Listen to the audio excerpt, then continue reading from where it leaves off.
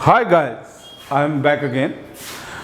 We have already done assets, capital, liability, balance sheet we have done. We did the equation also, accounting equation, which is very important. But today, I'll explain you how the journal entries are incorporated in accounting equation. It's very interesting. अभी तो आपको ऐसे कहा raw कि भाई assets किसके बराबर होते हैं, कैपिटल प्लस लाइबिलिटीज़, तो वो एक सॉर्ट ऑफ क्रैमिंग की बात भी हो गई या sort of I think formula दिया गया न्यू स्टूडेंट्स जो कॉमर्स के नहीं हैं उनके लिए, तो एक चीज़ हुई कि भाई ठीक है हम याद कर लेंगे, लेकिन वो याद करने के पीछे बिहाइंड रोल क्या है कि वाकई असेट्स कैपिटल एंड लाइबिलिटीज़ के बराबर होते हैं, वो दिखाने के लिए आज आपको मैं कुछ एग्जाम्पल्स दे रहा हूँ, 14 एग्जाम्पल्स। तो ये बड़े इंटरेस्टिंग है, इससे आप ना खुद ब खुद जान जाएंगे कि कैसे असेट्स का टोटल कैपिटल प्लस लाइबिलिटीज़ के बराबर होता है, एंड इट्स वेरी इंटरेस्टिंग। तो पूरा जर्नल हमें समझ आ जाएगा दोबारा से, और उसका अकाउंटिंग इम्प्लीकेशन समझ आ जाएगी, और अचानक से हमें लगने लगेगा या हाँ यार ये तो बहुत ईजी है। So my job is to make it easier for you so that learning becomes a fun. Thank you. अभी देखिए, मैंने बताया कि भैया एक स्क्रीनशॉट ले लें आप कि असेट्स जितने भी हों, असेट्स क्या हो सकते हैं, cash, goods, furniture, building, debtors, liabilities क्या हो सकती हैं जिनको पैसा देना है, क्रेडिटर्स, ठीक है। कैपिटल में प्रॉफिट को ऐड किया जाता है, एक्सपेंसेस को माइनस किया जाता है, ये भी आपने देख लेना है। प्रॉफिट और इनकम्स को ऐड, और कैपिटल में से ही एक्सपेंसेस और लॉसेस को माइनस भी किया जाता है। अब फर्स्ट है अपने आप को समझना क्या, I again told you business entity, we have to think ourself to be a business, उसके थ्रू ये एंट्री अपने आप को बिजनेस समझ के, हमारे असेट्स भी हैं बिजनेस के और बिजनेस की लाइबिलिटीज़ भी हैं। तो स्टार्टेड बिजनेस विद कैश, तो बेटे कैश तो असेट होता है, दैट यू नो। तो हमारे पास कैश 1 लाख आया, और जब बिजनेस स्टार्ट होता है तो उसे हम कैपिटल मान लेते हैं 1 लाख। तो देख लिए इज इक्वल टू के इधर भी मैंने 1 लाख लिखा और इज इक्वल टू के उधर भी मैंने 1 लाख लिखा, तो हमारा वही इक्वेशन स्टार्ट हो गई कि जो असेट्स हैं किसके बराबर हो गए बेटे, कैपिटल प्लस लाइबिलिटीज। तो इज इक्वल टू के इधर भी देखिए 1 लाख है, इधर भी 1 लाख। अब परचेज गुड्स फॉर कैश, देखिए बेटे गुड्स मेरे पास आए, गुड्स मेरे पास कितने के आए, 30,000 के, और हाथ से मेरा कैश कितना चला गया, 30,000। तो देखिए accounting equation as it is बड़ी इंटरेस्टिंग हो गई दोबारा से, यहाँ पे कोई इम्पैक्ट ही नहीं पड़ा। यहाँ देखिए मेरे पास 1 लाख था, जिसमें से मैंने गुड्स अगर खरीदे तो हाथ से कैश किया, तो मेरे पास कितना बच गया सर बेटे, 70,000, और मेरे पास गुड्स कितने के आ गए, 30,000 के, और अगेन मेरे कैपिटल में कोई इम्पैक्ट नहीं पड़ा। तो देखिए 1 lakh is equal to 1 lakh again.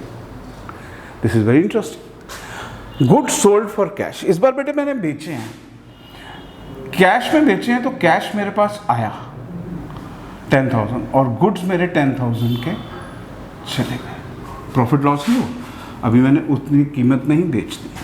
तो बेटे गुड्स सोल्ड फॉर कैश, तो मेरे पास कैश आ गया, अब मेरा कैश कितना हो गया बेटे 80,000 प्लस, और मेरे पास गुड्स कितने के रह गए 20,000 के। अगेन 80 और 20 किसके बराबर होता है बेटे, 1 लाख। Got it. हमारी 3 एंट्रीज हो गई। अब purchase goods from Ram on credit, बेटे गुड्स तो खरीदे, गुड्स हमने 10,000 के खरीदे, 10,000 के गुड्स खरीद लिए, आए गुड्स, गुड्स सेट होता है, लेकिन किस पे खरीदे, क्रेडिट पे।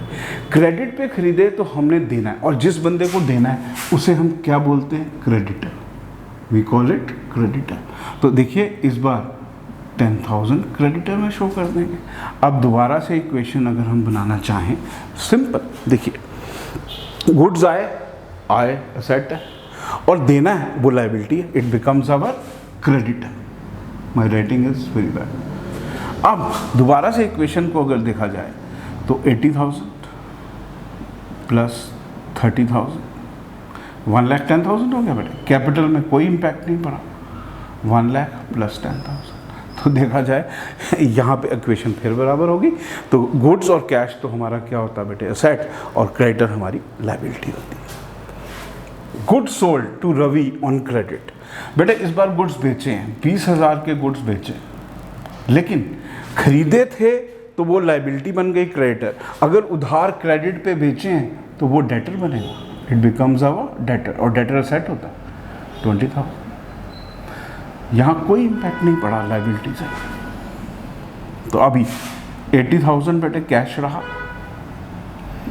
30 में से 20 के चले गए, गुड्स कितने बचे 10,000, इनसे कितना लेना है 20,000, यहाँ 1 लाख और यहाँ 10,000।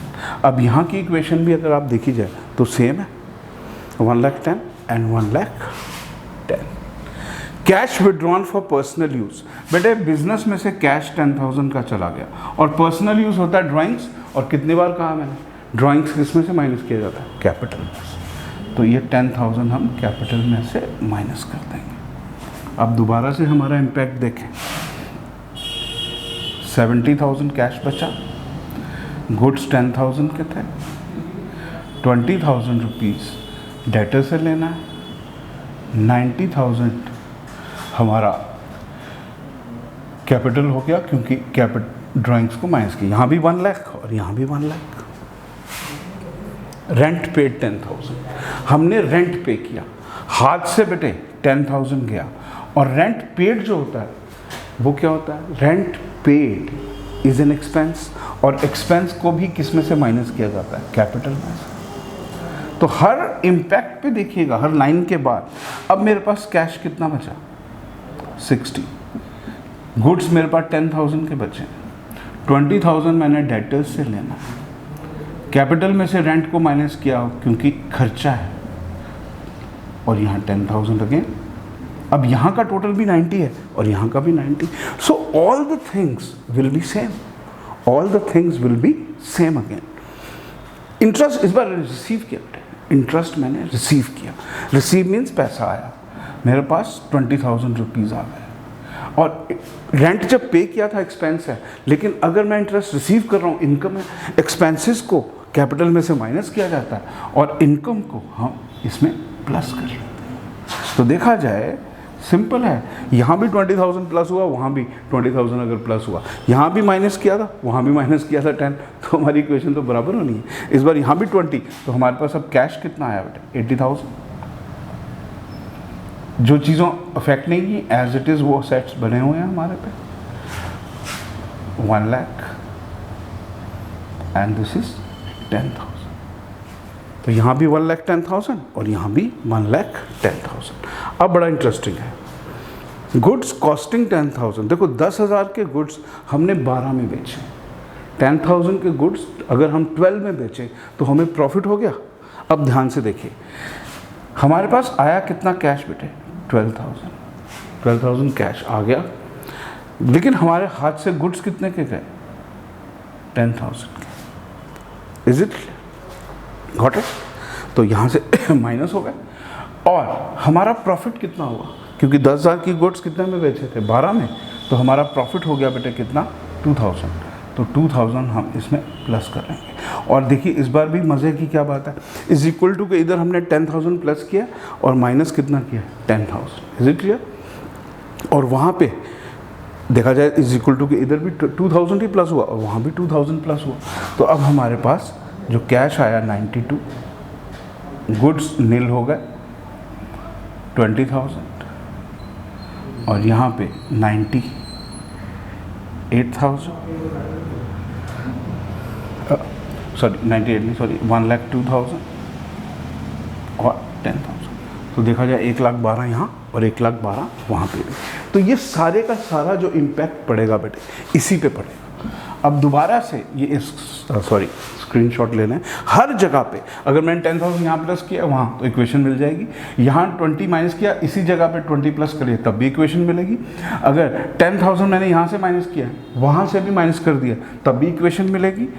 माइनस यहाँ से किया, यहाँ पे भी 20 प्लस, उधर भी 20 प्लस। ये ट्रांसैक्शन बड़ी इंटरेस्टिंग है। 12 प्लस किया, -10 कर दिया क्योंकि गुड्स 10 के गए थे, प्रॉफिट हो गया। तो these all equations are going to help you. तो ये दिस इज हाउ हमारे असेट्स किसके बराबर होते हैं, capital plus liabilities.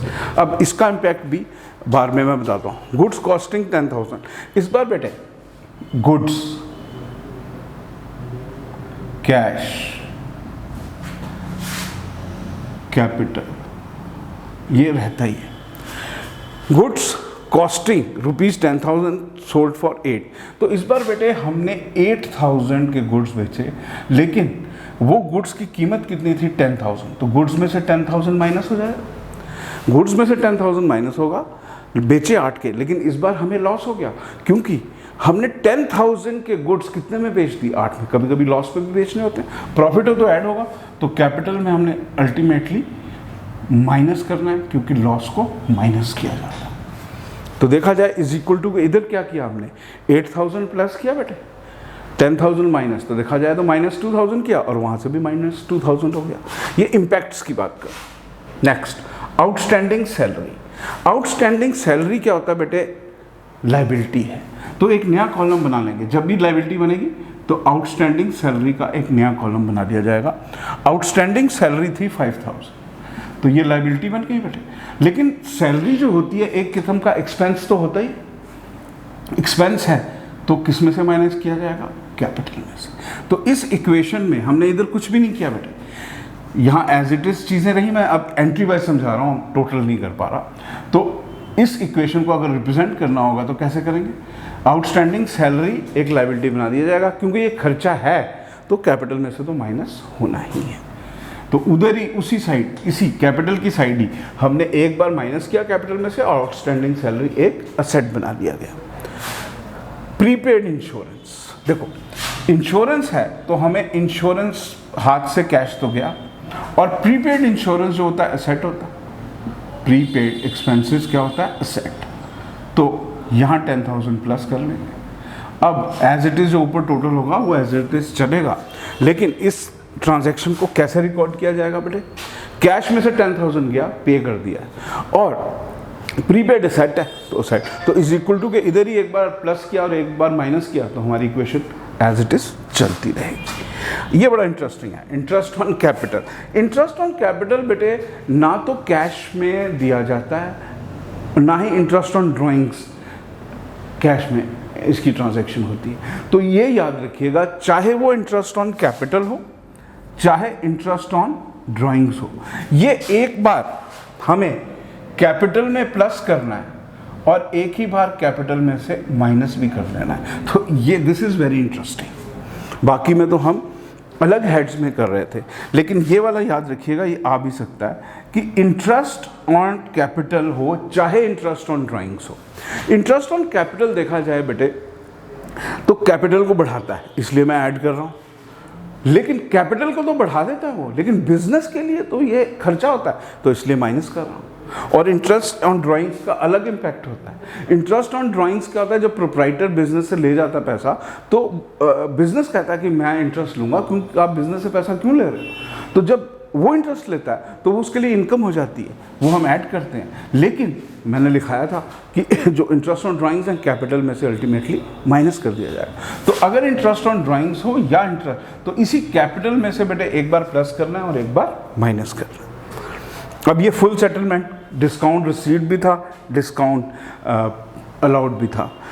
Cash paid, मैंने क्रेडिटर्स को कितना पेश किया, 4,500, देना उसको कितना था, 5,000। तो भाई क्रेडिटर्स को मैंने 5,000 रुपया देना था, लेकिन फुल सेटलमेंट खाता ख़त्म, मैंने कहा 4,500 ले ले, तेरा खाता ख़त्म। अब देखो क्रेडिटर्स यहाँ होता, यहाँ पे कैपिटल होता क्योंकि क्रेडिटर्स भी लायबिलिटी होती, और यहाँ कैश था। अब इसका इम्पैक्ट तीनों पे पड़ेगा बेटे, वो कैसे, cash paid to creditor, creditor को मैंने 4,500 दिया, क्लियर, और उसको देना था 5,000, तो जितने भी क्रेडिटर्स थे 5,000 उनमें से कम हो जाएगा इन फुल सेटलमेंट। अब देखो बात क्या हुई बेटे कि 5,000 किसी बंदे का देना था, मैंने दिया 4,500 है, तो ये 500 मेरे लिए क्या हुआ, discount received, it's an income, तो ये कैपिटल में प्लस कर लिया जाए। तो इस इक्वेशन का इम्पैक्ट देखें क्या हुआ, क्रेडिटर्स में से मैंने 5000 को क्या कर दिया माइनस, क्योंकि खाता खत्म उसका। और कैपिटल में मुझे प्रॉफिट हुआ क्योंकि मैंने उसको देना 5000 था और कहा कि सेटलमेंट अब मैंने और कुछ नहीं देना, तो मैंने अपना हिसाब कितने में ख़त्म कर लिया 4500। किसी को आपने 5000 देना और 4500 में ही आपका अकाउंट्स क्लोज हो जाए, वो मान जाए, ऐसा ही चलता है आजकल, तो वो डिस्काउंट रिसीव्ड होता है। तो देख लीजिए कि 5000 की जगह पे तो मेरे हाथ से 4500 गया, खाता उसका 5000 का कैंसिल हुआ और मेरे लिए, और डिस्काउंट अलाउड भी हो सकता है, ये उल्टा भी हो सकता है।